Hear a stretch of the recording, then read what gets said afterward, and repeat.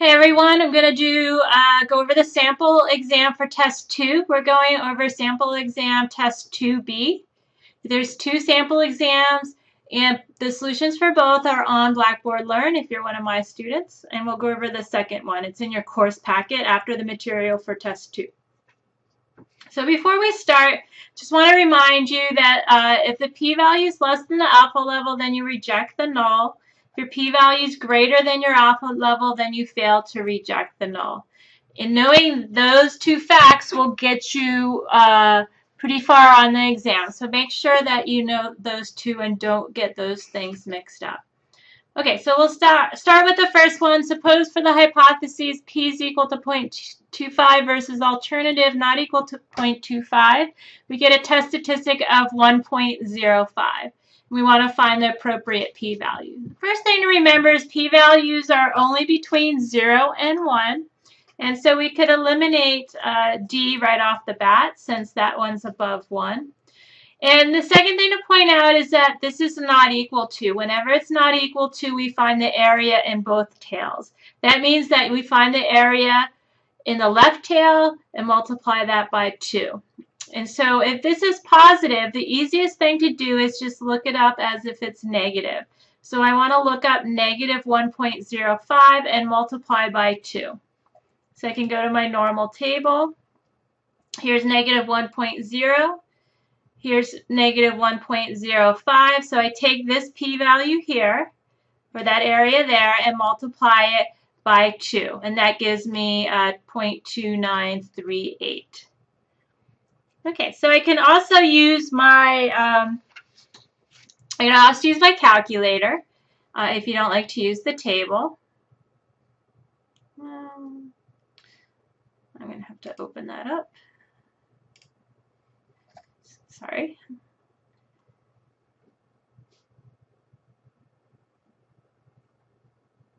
Okay. And, okay, so here's my calculator. I want to go to normal CDF. So I'm just going to clear out of there. I go to second, and then VARS, and then I go to number 2, normal CDF. Hit enter. And then I just get the area in the left tail, so negative 999, comma, and then negative 1.05. And then I just multiply that times 2.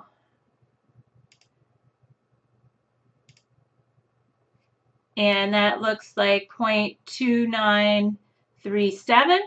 So about the same thing. It's just a little bit off. A little bit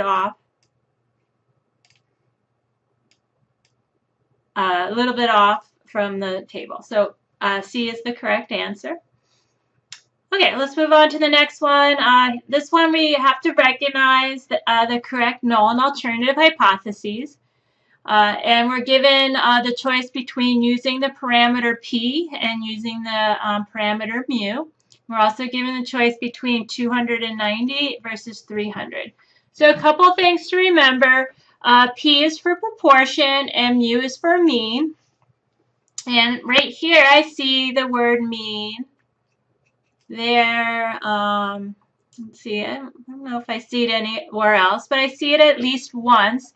And so, and I'm also given that it's a quantitative variable. That means that we're talking about the mean. Proportion is for categorical variables. Okay, so I can eliminate the ones with P in it because that's for proportion. And the other thing that we have to keep in mind is that the null hypothesis is stated before you collect the data. So the sample mean or the sample information never goes into the null hypothesis. The null hypothesis is what it should be or the status quo, or what you want to compare your sample to.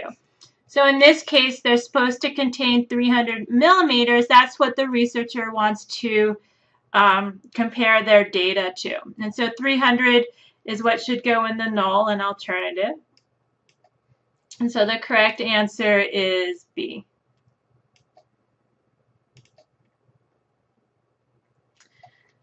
All right, so let's move on to the next one. The next one is giving us a confidence interval. So here's our confidence interval. And from that, we have to identify the margin of error and the sample mean. So let's remember how these are calculated. A confidence interval is x bar plus or minus a margin of error. So what that means is x bar is in the middle of your confidence interval. It's the dead center of your confidence interval. And so you can add these two numbers and divide by 2, and that gives you the center, which will be x bar. And so if I add these two and divide by 2, I get 10, 10. I'm just taking 1032.4 plus 987.6 dividing by 2 because I want to find the middle of that confidence interval. And then once I get the sample mean, I can get the margin of error because the margin of error is the difference between the sample mean and either your upper or your lower, or it's two widths of it's half the distance between here. Because if I take x bar and I subtract the margin of error and I add the margin of error, then the difference between here and here must be twice my margin of error. So I can find that distance by subtracting and dividing by 2, or I could just take 10, 10 and find the distance between either my upper or lower. So I could take 10, 10 minus 987.6, and that's equal to 22.4. And so that would be my margin of error. Sometimes it's easier to find the center first. Okay, so let's move on. If we reject the null hypothesis at the significance level of 0.01, that means alpha is equal to 0.01. Would we also reject the null at the 0.05 level? Okay, so let's go back up here. I wrote some information. Our p-values less than alpha when we reject. And so we're rejecting at the 0.01 level. What does that mean? Well, it means our p-value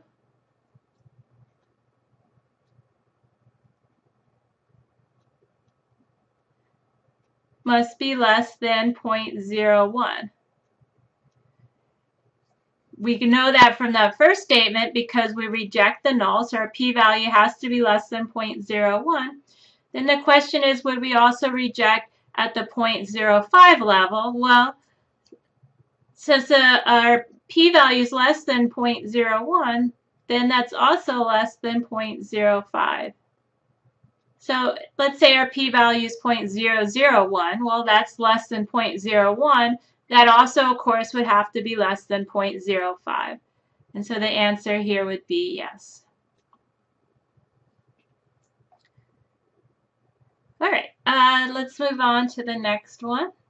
So if we were to test the hypotheses p is equal to 0.4 versus p is less than 0.4 at the significance level of 0.05, and we fail to reject the null. Okay, again, I'm going to go back up to what I just wrote. We failed to reject the null, so that means that our p-value must be greater than our alpha level. We know that because we failed to reject the null. Okay, so the answer would be B.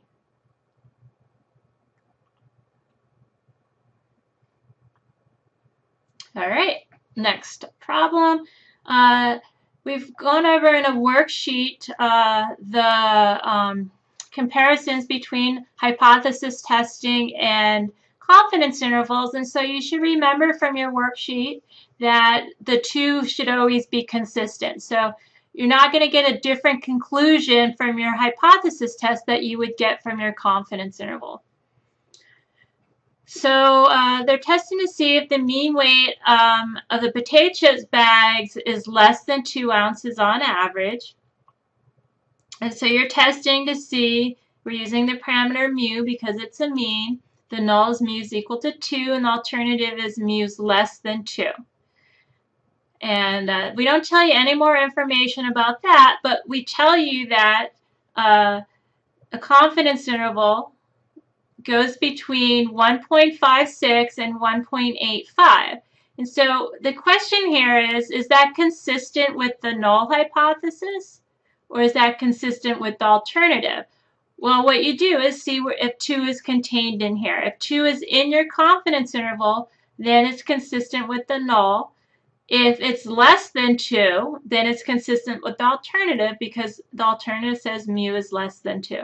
And so in our case, because the confidence interval does not include 2, both these numbers are less than 2, this is consistent with the alternative, so we would reject the null. And then we also know if we're rejecting the null, then our p-value, whatever it is, it would be less than 0.05 because that would correspond with the 95% confidence interval. Okay, let me see if I have the formula sheet opened up yet. Okay, let me open up the formula sheet somewhere here. I don't see it actually.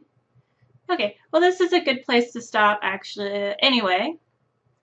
And I will start the next video.